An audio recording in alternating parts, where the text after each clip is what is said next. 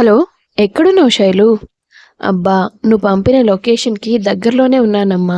ఎన్నిసార్లు ఫోన్ చేస్తావు? సరే, నేను బయట వెయిట్ చేస్తున్నాను, రా త్వరగా అంది సువర్ణ. అలాగే అంటూ ఫోన్ పెట్టేసింది శైలు. 2 నిమిషాల తర్వాత ఆటో దిగింది. ఏంటి ఇంత లేటు? నేను లేట్ కాదమ్మా, నువ్వే ఎక్కువ హడావిడి చేస్తున్నావు. మరి 25 ఏళ్ల తర్వాత మా అక్క నాతో మాట్లాడింది. నాకు ఫోన్ చేసి మరీ తన కూతురు పెళ్లికి రమ్మని ఆహ్వానించింది. అందుకే ఈ ఆనందం అంతా. ఏంటమ్మా, బ్యానర్లు ఏమీ కట్టినట్లేరు? ఇక్కడెందుకు కడతారే, పెళ్లి మండపం దగ్గర కడతారు. ఓహో, సరే పద, నిన్ను వాళ్ళకి పరిచయం చేస్తాను. అమ్మా, 2 రోజుల్లో పెళ్ళి, వాళ్ళకి ఎంత హడావిడి ఉంటుంది. తీరిగ్గా నన్ను పరిచయం చేయొచ్చు, కానీ కాస్త ఓపిక పట్టు. సరే అయితే నువ్వు వచ్చి, నేను వెళ్ళి పెళ్లి పనుల్లో సాయం చేస్తాను అంటూ సువర్ణ పరుగులు తీసింది. ఇప్పటిదాకా గుమ్మంలో నిలబడి నా కోసం చూసింది, ఇప్పుడు మళ్ళీ లోపలికి పరిగెత్తింది. అయ్యో, ఇంత లగేజ్ నేను మోయలేనే. హాస్టల్ దగ్గర సంధ్య హెల్ప్ చేసింది కాబట్టి ఆటో వరకు తేగలిగాను. ఇక్కడెవరు హెల్ప్ చేస్తారు అంటూ చుట్టూ చూసింది శైలు. ఎదురింటి గేటు దగ్గర ఓ వ్యక్తి అటువైపుగా నిలబడి ఫోన్ మాట్లాడుతున్నాడు. హలో, ఎక్స్క్యూజ్ మీ, మిమ్మల్నే ఒకసారి చూడండి అంటూ ఆమె పిలవగానే అతను వెనక్కి తిరిగి ఆమె వైపుగా వచ్చాడు. అతన్ని చూసిన క్షణం నుండి రెప్పవాల్చకుండా శైలు అలాగే చూస్తూ ఉంది. అతను తనకి దగ్గరగా వచ్చిన విషయం కూడా గమనించుకోవడం లేదు. అతను ఆమె ఎదురుగా నిలబడి చిటికలు వేసి, ఎవరు నువ్వు? పిలిచినట్టున్నావు, మరేం మాట్లాడవేంటి? హా, సారీ అండి, అది నేను ఈ ఇంట్లో పెళ్ళికి వచ్చాను. అయితే లగేజ్ ఎక్కువగా ఉంది, ఎవరినైనా హెల్ప్ అడుగుదామనిపించి మిమ్మల్ని పిలిచాను. పర్వాలేదు, నేను మేనేజ్ చేసుకుంటాను, మీరు వెళ్ళిపోండి అంది తడబడుతూ. మీకేదైనా హెల్త్ ప్రాబ్లం ఉందా? నో, అలా ఏం లేదు. మరెందుకు నీ చేతులు వణుకుతున్నాయి? అది ఎక్కువ బరువు మోస్తే అలా వణుకుతాయి అని అతనితో చెప్పి, తొలి చూపులో ప్రేమలో పడ్డమంటే ఇంతవరకు నమ్మలేదు నేను. ఈ క్షణం నాకది అనుభూతిలోకి వచ్చింది. నా గుండె ఎంత గట్టిగా కొట్టుకుంటోందో నాకు తెలుస్తోంది. శరీరం అంతా వణికిపోతోంది, మాట తడబడుతోంది. అయ్యో, ఇదంతా అతను గమనిస్తే అసహ్యంగా ఉంటుందేమో అని మనసులో అనుకుంది. ఏంటమ్మాయి, మాటి మాటికి ఏదో ఆలోచనలో పడిపోతావేంటి? ఏం లేదండి, మీరు వెళ్ళి మీ పని చూసుకోండి. పర్లేదులే, చేతులు వణుకుతున్నాయిగా, ఎలా మోస్తావు, నేను తీసుకొస్తాను. ఇంతకీ ఎవరి తాలూకా? అది పెళ్లి కూతురు ఆశ, మా అక్క, పెద్దమ్మ కూతురు. అవునా, మరి మీరు పెళ్ళికే వచ్చారా? అవును. అంటే పెళ్ళయ్యేదాకా ఉంటారా? పెళ్ళికొచ్చేది పెళ్ళయ్యేదాకా ఉండడానికే, ఇంక దేనికొస్తారు? మాట వరుసకు అడిగానండి, అంతే. అతను ఆమె లగేజ్ను గెస్ట్ రూమ్ వైపు తీసుకెళ్ళి ఆమెకు గది చూపించి అక్కడి నుంచి వచ్చేస్తాడు. శైలు గదిలోకి వెళ్ళి తలుపు వేసుకుంటే సాయంత్రం దాకా బయటికి రాలేదు. ఆమెలో ఎక్కడా లేని ఆనందం, ఉత్సాహం పొంగి పొర్లుతున్నాయి. ఫైనల్లీ నాకు నా లవ్ దొరికేసింది. శైలు, పెళ్ళయ్యేలోగా అతనితో ఫ్రెండ్షిప్ అయినా సంపాదించాలి, ప్రపోజ్ అయినా చేసేయాలి. అసలే చాలా క్యూట్గా ఉన్నాడు, ఎవరో ఒకరు ఎగరేసుకుపోగలరు అనుకుంది ఆమె. మరుసటి రోజు పసుపు రాసే కార్యక్రమం జరుగుతోంది. అక్కడ సువర్ణ శైలును ఆశకి పరిచయం చేస్తుంది. హాయ్ అక్క. హాయ్ శైలు అంటూ పలకరించుకున్నారు ఒకరికొకరు. ఆశ ఏదో మాట్లాడుతోంది, కానీ శైలు ధ్యాస మొత్తం ఆ అబ్బాయి మీదే ఉంది. అతన్ని వెతుక్కుంటూ ఇల్లంతా తిరిగింది. నిన్న ఎదురింటి దగ్గరే కనిపించాడు కదా, ఇవాళ కూడా అక్కడే కనిపిస్తాడేమో అనుకుంటూ ఎదురింటి వైపు వెళ్ళింది. అక్కడి దాకా వెళ్లకుండానే అతను ఎదురయ్యాడు ఆమెకు. ఎక్కడికండి వెళ్తున్నారు? హా, ఊరికే, ఏమీ తోచక ఇలా వచ్చాను. పెళ్లి జరుగుతున్న ఇంట్లో మీకేమీ తోచడం లేదా? అంటే ఎవరి బిజీలో వాళ్ళు ఉన్నారు కదా, నాకు ఇదే మొదటిసారి ఇక్కడికి రావడం. అవును, ఎదురింటికి ఎందుకు డెకరేషన్ చేశారు, మీకేమైనా తెలుసా? అది విడిదిల్లు కాబట్టి. అలాగా, ఇంతకీ నీ పేరేంటి? శైలు, శైలజ. మీ పేరు? ఆకాష్. చాలా బాగుంది. పేరు మాత్రమే బాగుందా? ఆహా, మీరు కూడా బాగున్నారు. అది నిజమో కాదో తెలియదు, కానీ నువ్వు మాత్రం చాలా అందంగా ఉన్నావు. నీ కళ్ళలో ఏదో మ్యాజిక్ ఉంది, అది ఎవరినైనా అట్రాక్ట్ చేసేస్తుంది. అతను అలా పొగుడుతుంటే శైలు మనసు గాల్లో తేలిపోతోంది. మీతో ఒక సెల్ఫీ తీసుకోవచ్చా? అంటే ఈ పెళ్లిలో నాకు ఒకరు పరిచయం అయ్యారు, ఫ్రెండ్ అయ్యారని చెప్పొచ్చు కదా. అంత వివరించక్కర్లేదు, అడగగానే సెల్ఫీ ఇవ్వచ్చు నీకు అని ఆమె సెల్ ఫోన్లో ఇద్దరూ ఒక సెల్ఫీ తీసుకున్నారు. అవును, ఇవాళ నీ కళ్ళల్లో ఏదో కొత్త వెలుగు కనిపిస్తోందే, ఏంటి విషయం? ఈ పెళ్లితో పాటు నీ పెళ్లి కూడా చేస్తామన్నారా ఏంటి? లేదండి. ఎవరినైనా లవ్ చేసావా? లేదు. మీరు? నేను కూడా చేయలేదు. కాకపోతే ఇప్పుడు చేద్దామనుకుంటున్నాను. నిన్నే. నన్నా? హా, చూడ్డానికి అందంగా ఉన్నావు, చక్కగా మాట్లాడుతున్నావు. పైగా చెప్పాను కదా నీ కళ్ళలో ఏదో మ్యాజిక్ ఉందని. అందుకే నీ కళ్ళని మళ్ళీ మళ్ళీ చూడాలనిపిస్తోంది.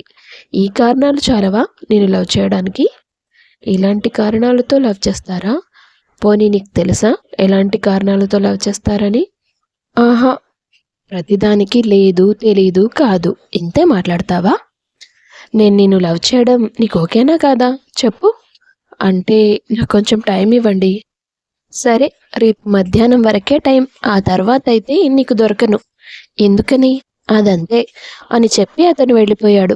చూడగానే నచ్చిన మనిషి తనని ప్రేమించడానికి పర్మిషన్ అడుగుతుంటే ముచ్చటేసింది శైలుకి. వెంటనే ఓకే చెప్దామని అనిపించింది. కానీ ఎందుకో భయం వేసింది. అంటే నేను ఎలాంటి ప్రయత్నాలు చేయక్కర్లేదు, తనే నన్ను ఇష్టపడుతున్నాడు. ఇంకేం కావాలి? అక్క పెళ్ళైపోగానే నేను ఓకే చెప్పేస్తాను అనుకొని ఎంతో సంతోషపడింది. ఒకదాని తర్వాత ఒకటి పెళ్లి పనులు చకచకా జరిగిపోయాయి. మరుసటి రోజు అందరూ కలిసి పెళ్లి మండపానికి వెళ్ళారు. శైలుకి ఆకాష్ మీద తప్ప వేరే ధ్యాసే లేదు. అందరూ పెళ్లి తంతులు చూస్తుంటే తను మాత్రం ఆకాష్తో కలిసి దిగిన సెల్ఫీనే చూస్తోంది. ఒసే శైలు, ఏంటంత పరధ్యానం నీకు? అయినా ఫోన్లో ఏం చూస్తున్నావు? ఏం లేదమ్మా, ఏం లేదు. పెళ్లి కొడుకు వాళ్ళు వచ్చేశారు. మనమే ఎదురెళ్ళి కాళ్ళు కడగడానికి నీళ్ళు ఇవ్వాలి కదా అంటూ కూతుర్ని లాక్కెళ్ళింది సువర్ణ.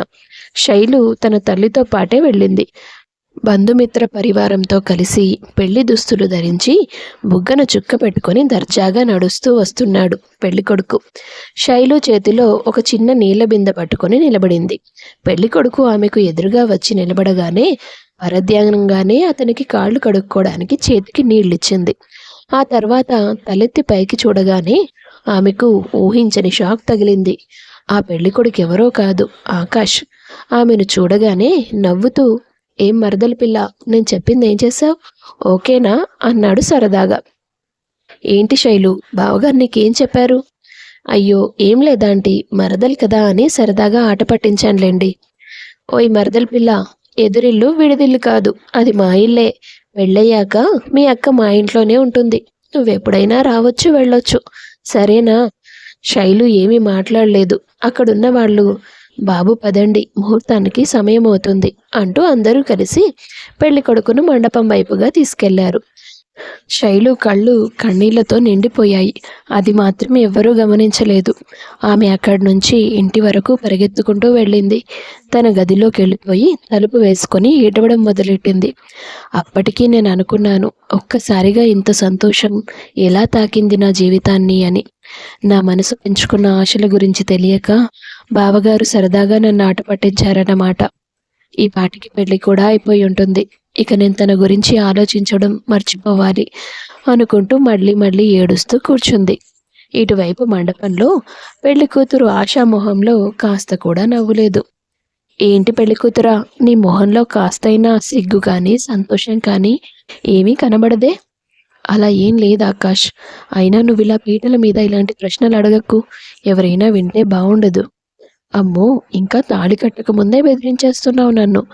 కడితే ఇంకేంటో పరిస్థితి అంటూ గుసగుసలాడారు ఇద్దరు కాసేపు. కొద్దిసేపట్లో వాళ్ళిద్దరికీ వివాహం జరిగిపోయింది. ఇంటికి తిరిగి వచ్చారు. వాళ్ళు వచ్చేసరికి శైలు తన సామాన్లతో సహా అక్కడి నుంచి వెళ్ళిపోయింది. సువర్ణ, ఏంటి పిల్ల మాట మాత్రం కూడా చెప్పకుండా అలా వెళ్ళిపోయింది? ఇంకా అక్క వాళ్ళకి సరిగా పరిచయం కూడా చేయలేదు. ఒక్కచోట కుదురుగా కాసేపు కూడా ఉండలేదు అంటూ తిట్టుకుంది. ఆ తర్వాత పెళ్లి హడావిడంతా ముగిసిపోయింది. ఎవరిళ్లకు వాళ్ళు చేరుకున్నారు. ఆశ, ఆకాష్లు తమ దాంపత్య జీవితాన్ని మొదలుపెట్టారు. నచ్చిన అమ్మాయి మెడలో తాళి కట్టి కొత్త జీవితాన్ని మొదలుపెట్టినందుకు ఆకాష్ చాలా సంతోషించాడు. 3 రోజులు గడిచిన తర్వాత 4వ రోజు ఉదయాన్నే ఆకాష్ కళ్ళు తెరిచి చూసేసరికి పక్కన ఆశ లేదు. అబ్బో, మేడం గారు ఈరోజు త్వరగా లేచినట్టున్నారు. రోజు నేను నిద్ర లేచాక లేపితే కానీ మెలకువ రాదు కదా ఆవిడకి. చూద్దాం బయటకు వెళ్ళి ఏం పనులు చేస్తోందో అంటూ మంచం దిగాడు. వాకిట్లో చూస్తే తను లేదు. వంటగది వైపు వెళ్ళాడు. అక్కడ కూడా లేదు. పొద్దున్నే పుట్టింట్లోకి వెళ్ళిపోయిందా ఏంటి? వద్దులే, నేను అక్కడికి వెళ్ళి చూస్తే బాగోదు కానీ ఫోన్ చేస్తాను అనుకుంటూ తన గదిలోకి వెళ్ళి ఫోన్ తీసుకున్నాడు. ఫోన్ కింద ఒక ఉత్తరం ఉంది. సారీ ఆకాష్, నేను ఈరోజు సాయంత్రం ఫ్లైట్కి యుఎస్ వెళ్ళిపోతున్నాను. యుఎస్లో మాస్టర్స్ చదవడానికి నేను అప్లై చేశాను, కానీ అది రిజెక్ట్ అయిందని ఇంట్లో వాళ్ళ మాట విని ఈ పెళ్లికి ఒప్పుకున్నాను. నాకు నిన్న రాత్రి తెలిసింది లాస్ట్ మినిట్లో నేను సెలెక్ట్ అయిన విషయం.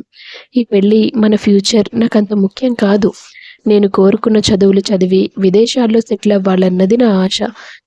నీకు చెప్పొచ్చు, కానీ ఇంట్లో కూర్చొని మీ అమ్మకు సాయం చేసే కోడలు కావాలని నువ్వు అనుకుంటున్నావని మా వాళ్ళు నాకు ముందే చెప్పారు. నీ సంపాదన మీద ఆధారపడే భార్య కావాలని నువ్వు అనుకుంటున్నట్టు నీ మాటల్లో కూడా తెలిసింది. అందుకే మీ అభిప్రాయం అడగడం అనవసరమని అర్థం చేసుకొని వెళ్ళిపోతున్నాను. నీ లైఫ్లోకి వచ్చి నేను డిస్టర్బ్ చేశాననుకుంటే నన్ను క్షమించు. ఆ ఉత్తరం చదివిన ఆకాష్ కళ్ళలో కన్నీళ్లు తిరిగాయి. ఎదురింటి అమ్మాయి చిన్నప్పటి నుంచి చూస్తూ పెరిగాడు. జీవితాంతం చూస్తూ బతకాలనుకున్నాడు.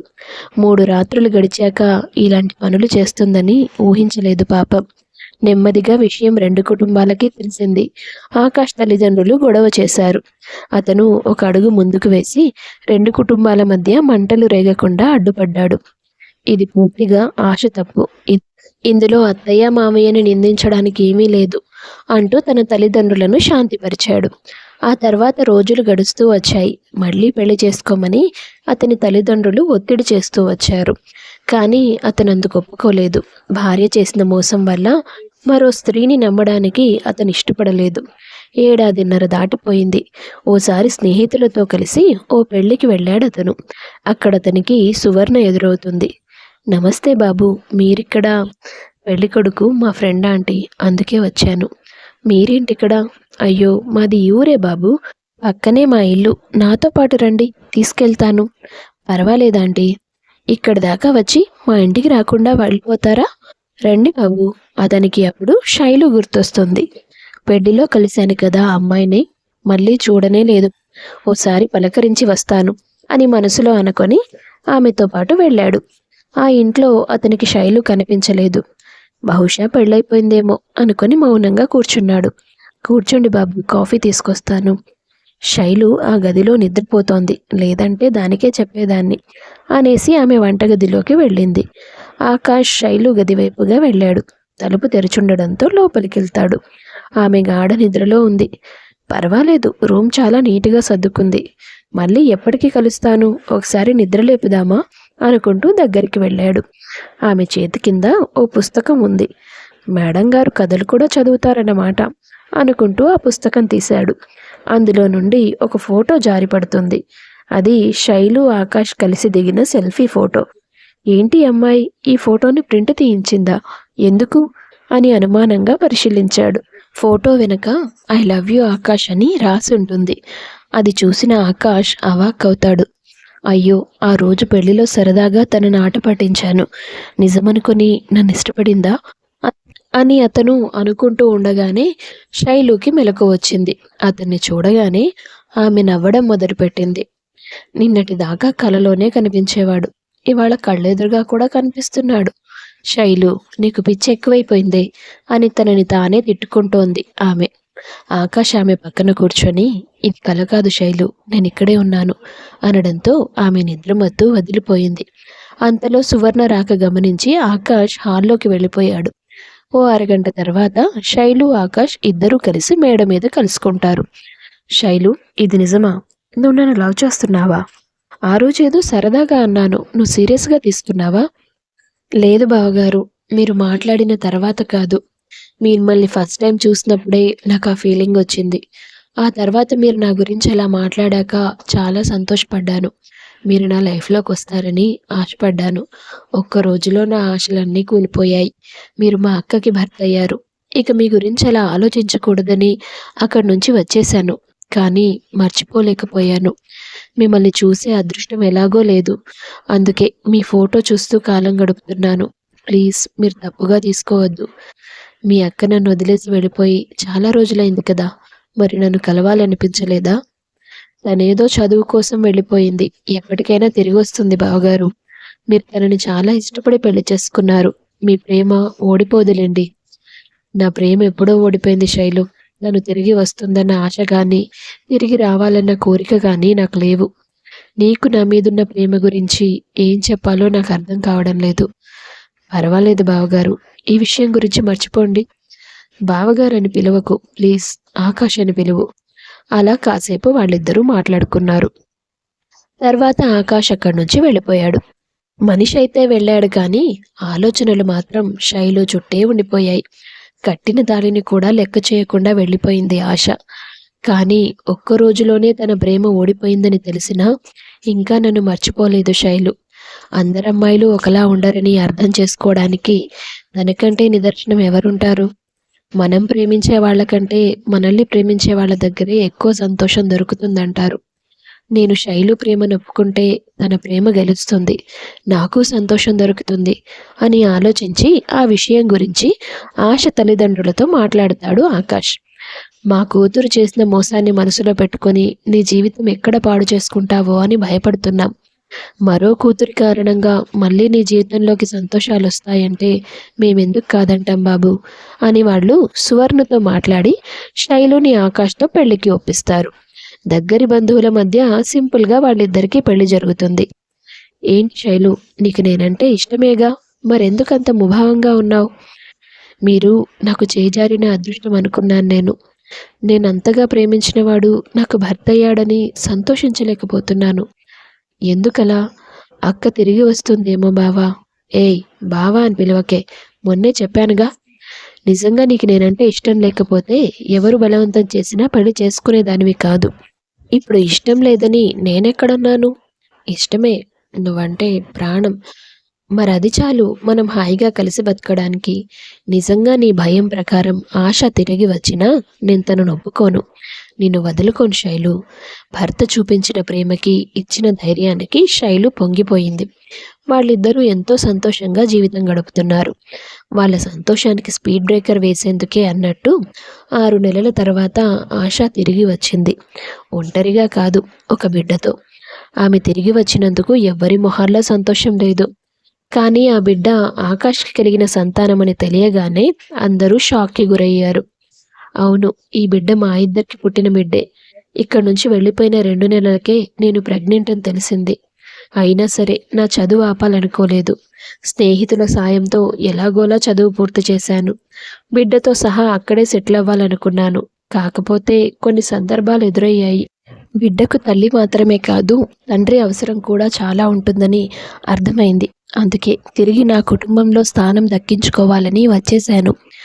ఆశ మాటలకి ఎలా స్పందించాలో ఎవ్వరికీ అర్థం కాలేదు. ఆమె తల్లిదండ్రులు ఆమెను బిడ్డను తమ ఇంట్లోకి తీసుకెళ్లారు.